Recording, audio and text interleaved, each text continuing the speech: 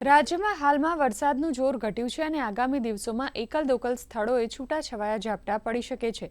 હવામાન વિભાગના director doctor એ.કે. દાસે જણાવ્યું છે કે રાજ્યમાં આગામી દિવસોમાં ક્યાંય ભારે વરસાદની આગાહી નથી.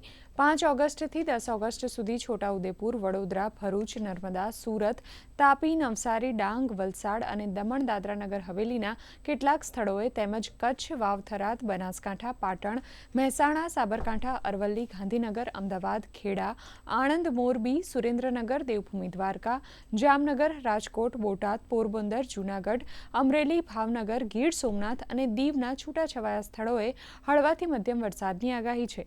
રાજ્યના કુલ 251 તાલુકાઓમાંથી મોટાભાગના તાલુકાઓમાં નોંધપાત્ર વરસાદ થયો છે.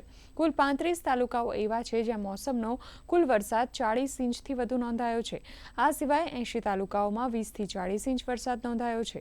26 તાલુકાઓમાં 5થી 10 ઇંચ વરસાદ નોંધાયો છે, જ્યારે રાજ્યમાં માત્ર 10 તાલુકા એવા છે જ્યાં 5 इंचથી ઓછો વરસાદ નોંધાયો છે. अगले 3 दिन के लिए 5, 6, 7 इक्का दुक्का स्थानों से लेकर कई स्थानों में हल्का से मध्यम बरसात का संभावना रहेगा गुजरात रीजन में.